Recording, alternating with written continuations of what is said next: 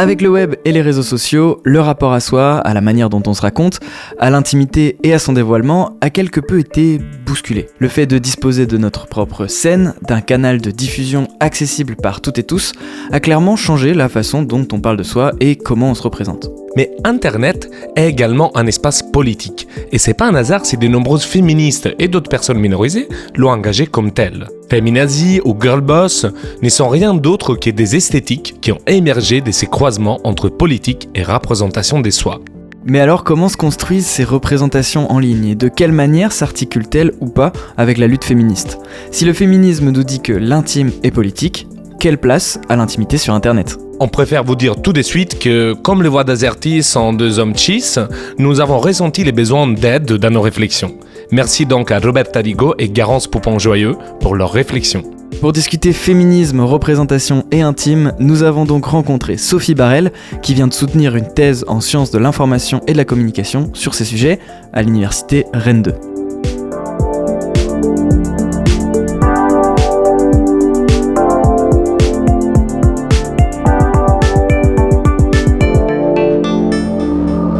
Ok, je lance Azerty.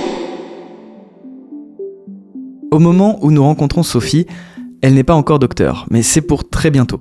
Ce titre de docteur, il s'obtient après avoir soutenu une thèse fruit d'un long travail de recherche. Et la thèse de notre invitée s'intitule « Des murmurations, mise en scène de soi et expression politique féministe, dire et montrer le corps sur les réseaux sociaux numériques ». C'est quand même un sacré nom de thèse, on comprendra pourquoi on a souhaité faire appel à elle pour notre sujet du jour, mais quand on s'intéresse à son travail, il faut l'avouer, on ne savait pas trop ce que c'était ces murmurations, ni quel lien ça avait avec le sujet, alors on a commencé par là.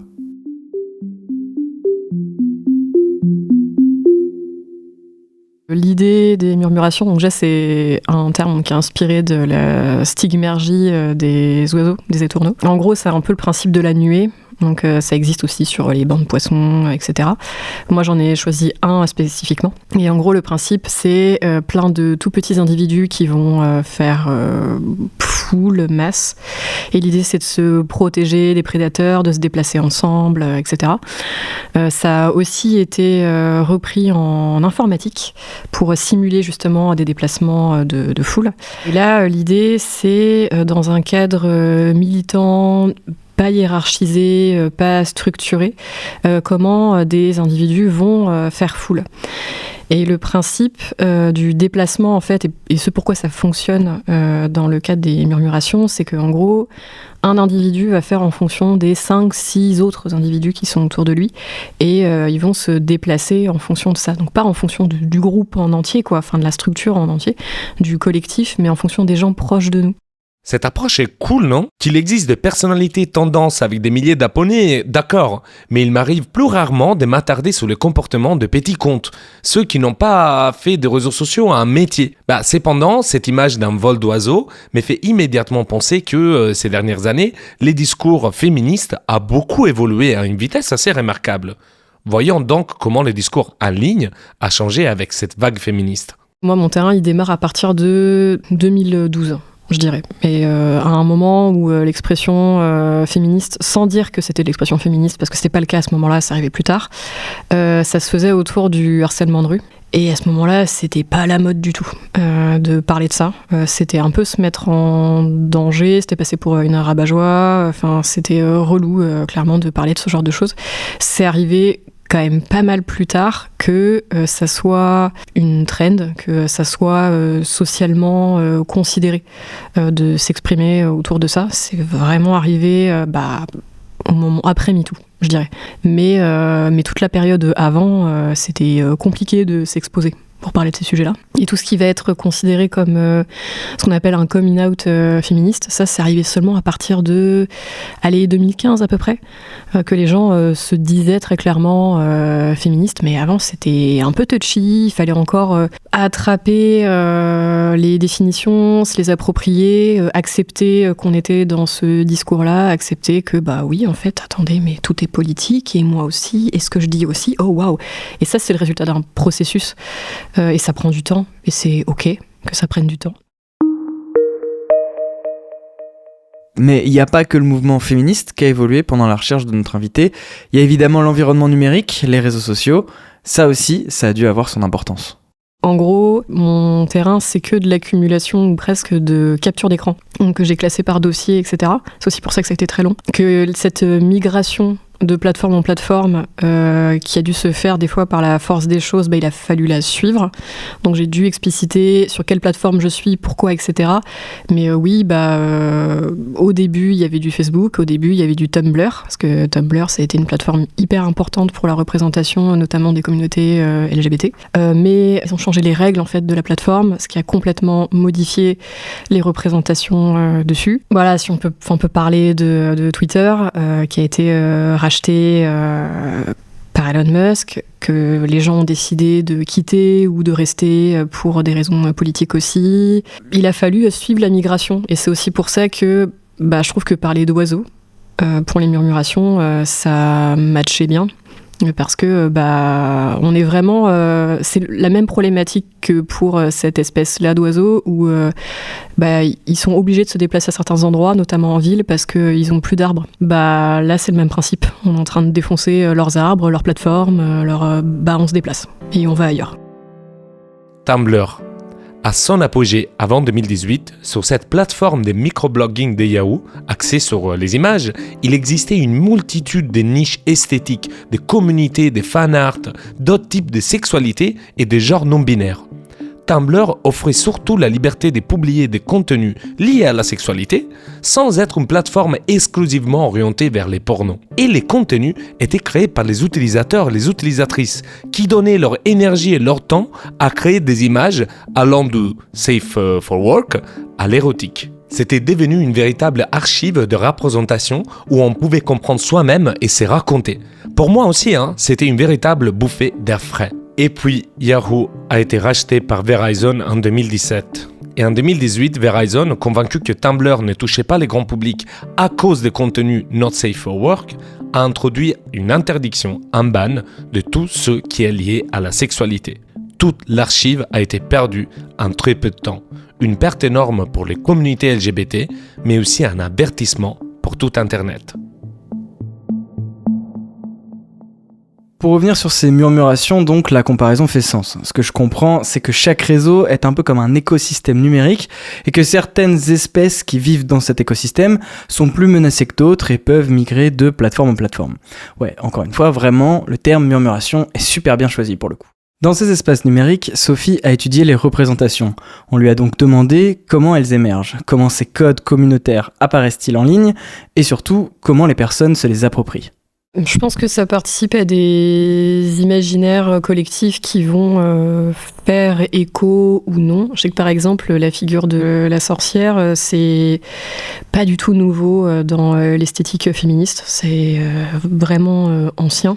Moi, j'aime bien aussi faire le parallèle avec genre de la culture visuelle et en histoire de l'art. Toute la période symboliste avec la création de la femme fatale, etc., qui avait un côté très witchy aussi, qui était la représentation d'une femme puissante, ça matchait déjà très bien. Donc en fait, ça va faire écho à des imaginaires collectifs dans lesquels les gens vont se retrouver, sachant qu'en plus, il y a toute la génération qui s'est retrouvée dans ce qu'on appelle aujourd'hui la 4e vague féministe a été complètement biberonnée à des images qui étaient déjà très witchy aussi. Enfin, je veux dire, on a grandi avec Buffy, Charmed, plein de dessins animés, de séries, de films, etc., qui mettaient en avant ce genre de choses. Alors, c'est peut-être du hasard, c'est peut-être qu'à l'époque, c'était une mode, mais en attendant, nous, on a grandi avec l'idée qu'il y avait des figures de femmes puissantes qui passaient par cette forme-là. Et en plus, ça fait écho avec aussi la culture féministe, enfin, c'est plein de facteurs qui vont, je pense, converger et la réappropriation de la figure de la féminazie, c'est assez proche aussi. Enfin, c'est vraiment El Famoso, retournement du stigmate, c'était une insulte par les masculins. Bon, allez, on récupère le truc, on dit ok, je suis féminazie, si tu veux, allez, bisous, quoi. Donc, et puis il y a d'autres archétypes comme ça qui vont fonctionner, qu'on peut essayer de retourner. Donc il y a ça avec la princesse, il y a la représentation de la sirène dans les milieux trans. Enfin, il y a plein de choses comme ça qui peuvent réapparaître, qui sont plus ou moins de niche des fois. Je pense que c'est il y a quelque chose de rassurant et d'un peu magique aussi en fait à se réapproprier ces figures-là. Enfin, d'autant que c'est de l'ordre de l'imaginaire, Et puis c'est un monde où la parole a une force. C'est le projet même de départ, quoi. Genre, ce qu'on dit a un pouvoir. Et on est complètement là-dedans. Là, Sophie nous cite des figures, des représentations plutôt tournées vers un certain progressisme, ou en tout cas, certaines de ces représentations, on l'a vu, ont été récupérées par le mouvement féministe pour des raisons militantes et progressistes. Mais quitte à commencer à citer des formes de représentation, d'autres me viennent en tête, portant peut-être d'autres valeurs, d'autres symboliques. Avec le tournant réactionnaire que prend le monde ces dernières années, sont apparues les tradwives. Et quelle représentation! Les tradwives, ce sont ces femmes qui montrent sur les réseaux sociaux leur manière de vivre très traditionnelle. Centrée sur le foyer, le mari, les enfants, la tradwife épouse des rôles genrés de la bonne petite femme à la maison, en opposition évidemment aux idéaux féministes modernes. On ne pouvait pas ne pas en discuter avec notre invité. C'est vraiment un retour aux valeurs conservatrices, oui, c'est réactionnaire, etc. Et on a déjà atteint le stade où il y a des mèmes ou des vidéos ou autres qui vont se foutre de la gueule des tradwives. Donc Internet fait son job, il est déjà en train de remettre en cause la chose et à être plus critique aussi d'autres trends qui ont pu exister. Genre, il y a une remise en question de la Autumn Girl. Par exemple, donc il y a une esthétique de oh là là, bon je dis ça, hein, je rentre complètement dedans dans l'absolu, mais enfin c'est genre j'ai des cheveux roux, voilà, Doc Martens, la chemise à carreaux, t'as genre arrêtez de pomper l'esthétique des graphistes s'il vous plaît, laissez-nous en paix. Et puis voilà, j'aime bien le thé et le café et être sous un plaid, mais tout le monde aime ça, Jean-Michel. Enfin je veux dire calmez-vous, tu vois.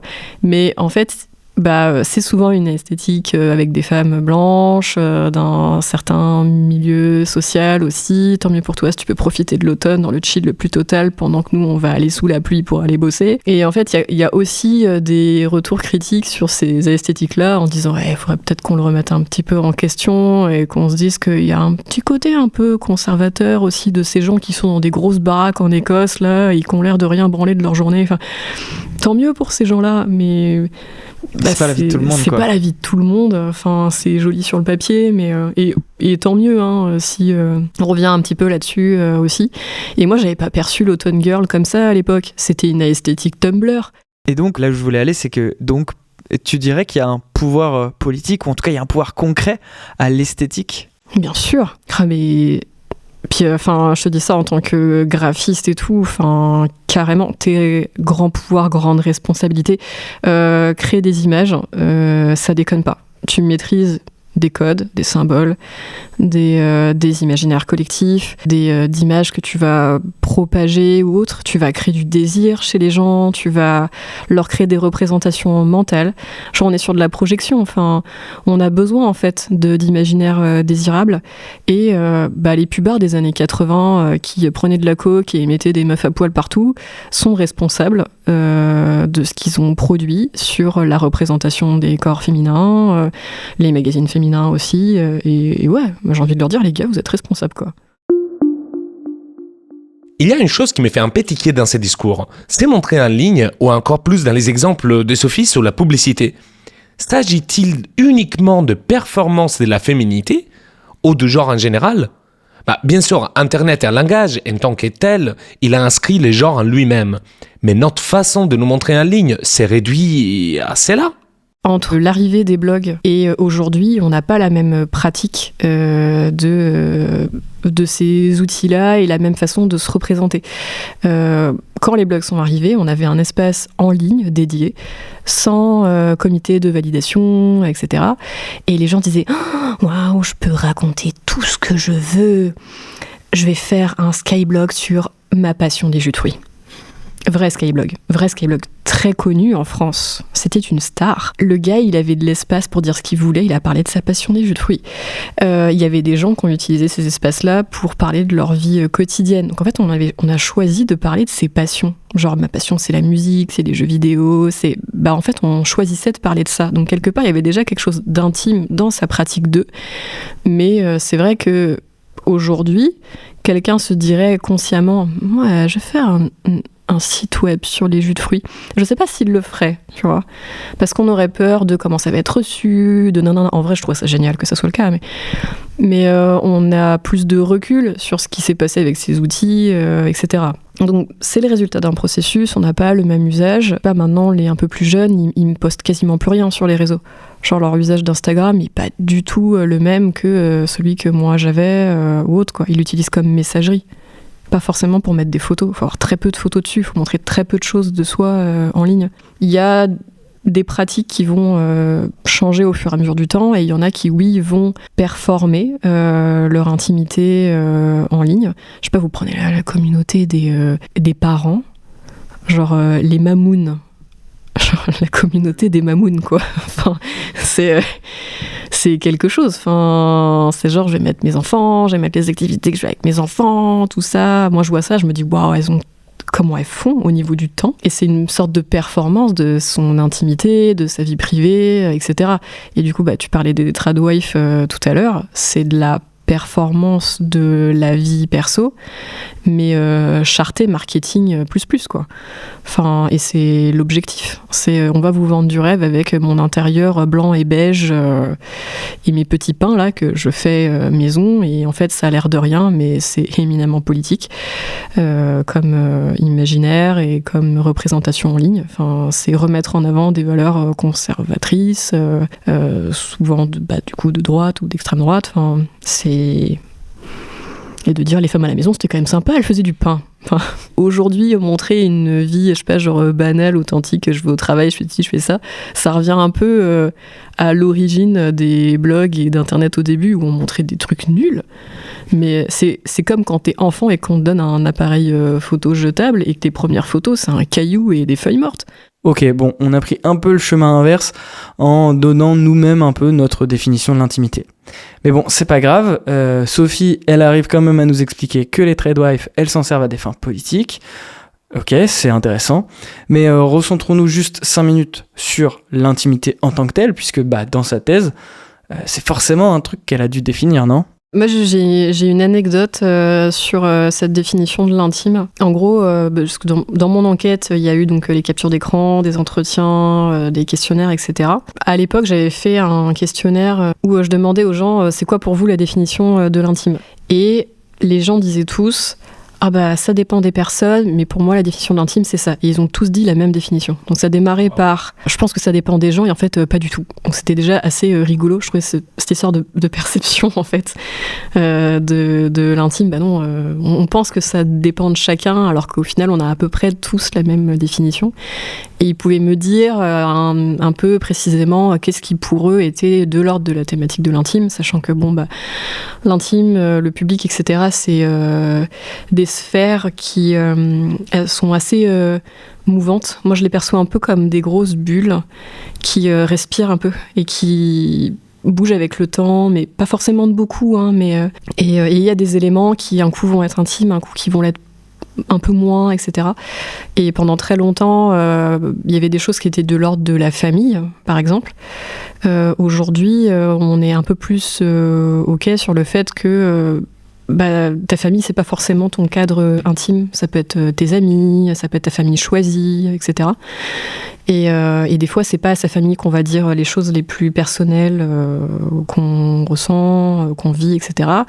Ça va être à des gens choisis, et ça peut être à des gens sur Internet. Et du coup, c'est un peu... comment dire, il y a un côté un peu poreux, quoi, là-dessus. Et donc j'ai demandé aux gens, c'est quoi pour vous des thématiques de l'intime ? Et il y avait des choses qui m'avaient un peu surpris. Moi, j'imaginais que, la thématique de la sexualité reviendrait beaucoup. Et c'était pas forcément le cas. Ça pouvait être la maladie, les problèmes de santé, la tristesse. Genre l'émotion de la tristesse, apparemment, c'est très très intime. C'est pas un truc qu'il faudrait trop raconter. Enfin voilà, c'était des choses assez spécifiques. Et c'est pas forcément, montrer son corps, la nudité ou le sexe ou machin. C'était genre non, c'est des choses plus intérieures encore, quoi, plus de l'ordre de l'émotionnel. Et en attendant, c'est des choses qu'on va aller raconter des fois sur Internet comme une bouteille à la mer, parce que peut-être qu'on n'affronte pas le regard de l'autre tout de suite, ou qu'on n'attend pas forcément de retour. Des fois, c'est juste, j'ai besoin que ça sorte, comme si c'était une sorte de thérapie. Et puis, Inch'Allah, si quelqu'un me répond, quoi. Mais alors que j'imagine que l'intimité qu'on va expérimenter avec ses proches est du coup pas forcément la même parce que on affronte justement le regard de l'autre, quoi. Donc en fait, il y a cette impression que les gens vont expérimenter l'expression de leur intimité un peu comme sur une plateforme, on peut choisir les cercles à qui on parle, genre ce qui va être public, semi-public. On choisit un peu le public auquel on s'adresse. Bah, c'est un peu la même chose. Genre comme si, je sais pas, cet usage-là de la technique, ça nous avait aussi un peu formé à ça dans la vie, quoi. Enfin, il y a la famille, il y a les amis, il y a les gens dont on est très proche dans nos amis. Enfin, il y a plein de petits cercles et on va dispatcher son intimité en fonction, quoi.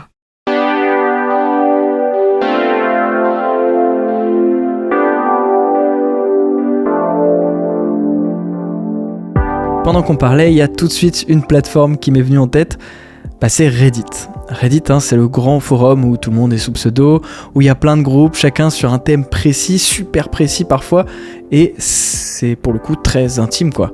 Il y a des subreddits où les gens vont partager leurs problèmes de couple, d'autres des situations familiales un peu compliquées pour avoir des conseils d'inconnus, et parfois on vient même pas toujours chercher des conseils, et ici je pense au très connu subreddit I Am the Asshole, dans laquelle on va partager des histoires qui vont être sujettes au jugement des internautes qui doivent juger si oui ou non l'auteur est un con. Bref, la conversation est très vite partie sur Reddit et sur l'anonymat, mais aussi sur comment ces espaces numériques choisis peuvent devenir des safe space ou des brave space. Il y a aussi l'anonymat, le choix possible de l'anonymat, quoi, qui fait que je pense que c'est plus facile d'aller sur Reddit et de dire bonjour, je dois vous raconter que mon lit c'est un tas de vêtements sales, et que j'ai jamais osé acheter un matelas et je sais pas comment inviter ma copine. C'est l'exemple. C'est un vrai exemple. Okay. Mais en même temps, moi je trouve ça incroyablement touchant qu'il y ait des gens qui se disent allez, je prends mon courage à deux mains et je vais demander conseil à des personnes sur Reddit pour trouver des solutions. En vrai, c'est courageux, enfin, mine de rien. Et toi, tu vois une forme de courage dans ça. Okay. Moi, je vois une forme de courage. Ouais. Moi, je le trouve même hyper beau parce que là, sur le moment, j'ai pas trop en tête des espaces, disons, avant Internet et avant le numérique, dans lesquels on pouvait, sous couverture de l'anonymat, poser des questions autour de l'intime à deux autres. Je pense est-ce qu'avant ça existait, c'est ma question. Sous d'autres formes, moi, ça me vient pas trop à l'esprit. Avant Internet, non, ça me vient pas non plus à l'esprit. Il y avait l'Agora où tu pouvais aller au milieu d'une place pour dire ce que tu avais à dire, mais genre, mon lit est un tas de vêtements sales, comment faire? Tu vois, genre, mais il y a ta tête, t'es là debout sur une chaise, tu vois. Voilà. Comment faire? Dans quelle étagère, tu vois? Là, tu peux te cacher. Ouais. Tu peux avoir une photo de profil, un pseudo nul, c'est possible. En vrai, c'est un choix plutôt chouette aussi de pouvoir te cacher pour raconter ça. C'est pas pareil de mettre un témoignage anonyme sur un groupe Facebook semi-privé dédié à un sujet un peu spécifique, je sais pas moi, par exemple la parentalité, ou moi je suivais des groupes qui étaient sur la pilosité en tant que personne assignée femme, et ça avait presque une fonction de safe space mais aussi de brave space où les gens y allaient en disant je suis invitée à un mariage, je vais y aller et je vais pas m'épiler les dessous de bras et les jambes. C'est quoi vos conseils? Comment je l'annonce à la mariée? Si elle le prend mal, comment je fais? Est-ce que c'est grave? Qu'est-ce que je dis? Blablabla. Et il y a plein de gens qu'on n'a jamais vus de notre life qui vont nous dire tu peux faire ça et ça va aller et ça va être super. La personne revient et dit je l'ai annoncé à la mariée, elle le prend très bien, il n'y a pas de problème, c'est super, on est ravis pour toi. Méga cute, enfin complètement. J'adore. Et donc il y a vraiment aussi des fois cette fonction de brave space où les gens ont des espaces en ligne pour se préparer au monde. J'adore le principe, enfin je trouve ça génial, et qu'il y ait des gens qu'on connaisse pas qui nous disent ça va aller, adorable. À ces stades de la discussion, j'ai l'impression qu'il y a un éléphant dans la pièce. On parle des femmes comme si les genres étaient la seule chose qui définit les personnes. Sauf que déjà il y a la race, l'âge, les milieux sociaux, pour ne pas parler d'autres choses plus personnelles, plus intimes, qui nous font décider comment on se montre et quoi on montre. Est-ce que donc l'émancipation et la représentation féministe passe forcément par une forme de dévoiement du corps ou pas. Il n'y a pas de raison, c'est quelque chose qui peut se croiser, genre le fait de dévoiler ou non ses cheveux, par exemple, c'est un enjeu féministe, notamment pour les personnes racisées. Genre il y a tout un truc autour du cheveu, de la texture du cheveu, moi c'est ce que j'appelle en fait une cartographie du corps, où il y a toutes sortes de territoires, et on va pas forcément montrer tout son corps, et tenter de repartir à la conquête de tous les territoires, parce que c'est chronophage et qu'on n'est pas forcément concerné par tous les enjeux. Mais par exemple, dans cette cartographie, le territoire du cheveu, c'est un enjeu qui est très lié aux luttes anticoloniales, à la représentation des corps racisés, etc. Et en fait, c'est une façon de le montrer pour dire ça existe. Voilà, et le montrer, c'est le normaliser, et non plus que ça soit stigmatisé. Donc moi, par exemple, dans cette cartographie, j'ai toute une partie de mon corpus avec vraiment une série, des photos en série de personnes qui montrent leurs cheveux texturés ou autres, et c'est éminemment politique aussi, quoi. Dans la cartographie, il y a la représentation du corps vieillissant qui était dedans, mais en fait, c'est un de ceux qui est le plus discret, mais peut-être que c'est lié aussi aux usages générationnels. Genre les personnes âgées d'aujourd'hui sont peut-être pas sur les réseaux, ils ont peut-être pas cette pratique-là. Ça va plus être des personnes qui vont repartager des images qui existent, par exemple fait par des photographes, genre des artistes, etc., qui vont s'emparer de ce sujet-là. Et c'est des gens plus jeunes qui vont dire qu'ils ont besoin et envie d'imaginaire et de futurs désirables liés au corps vieillissant féminin, quoi, pour savoir que ça existe, que c'est chouette, qu'on va pas disparaître comme ça du jour au lendemain, et que ce soit pas que des trucs déprimants. Enfin, parce que quand on en parle, c'est genre lié à des problèmes de santé ou autre, quoi. Nous arrivons vers la fin, mais je ne peux pas laisser partir Sophie sans aborder un dernier point. Parfois, j'ai peur, et je sais que je ne suis pas le seul, que publier sur Instagram puisse nous donner l'impression d'avoir fait notre devoir militant. Et c'est tout. Et tandis que nous vivons déjà dans 2 bulles sur Internet, par exemple dans une bulle féministe, on peut être tenté de s'arrêter là. Demandons donc à Sophie si, selon elle, les militantismes en ligne freinent d'une manière ou d'une autre les militantismes aussi dans le monde physique.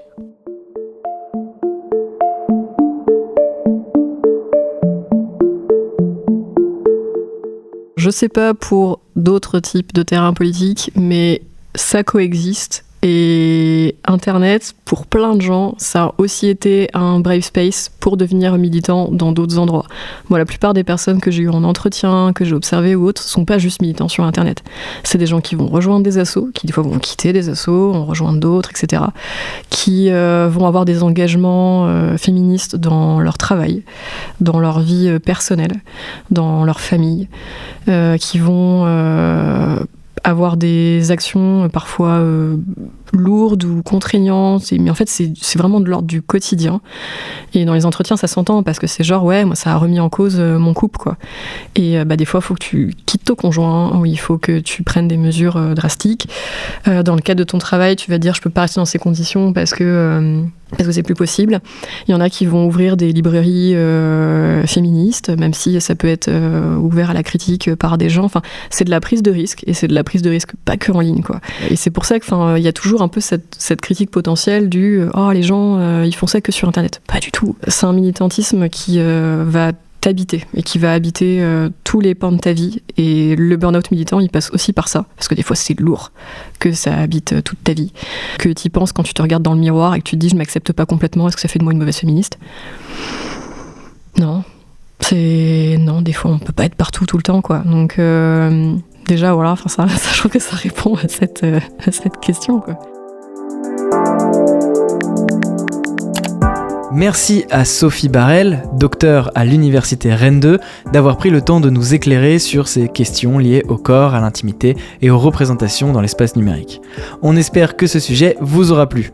Évidemment, merci également à Roberta Rigaud et Garance Poupon-Joyeux pour leur relecture et leurs précieux conseils. Merci de nous avoir écoutés. Si cet épisode vous a plu, on vous invite à suivre Azerty comme les 6 premières lettres du clavier sur les applications des podcasts. Vous y trouverez des versions un peu plus longues de nos émissions ou des bonus. N'hésitez pas aussi à nous laisser des étoiles ou des commentaires, ça aide toujours. À bientôt sur le net.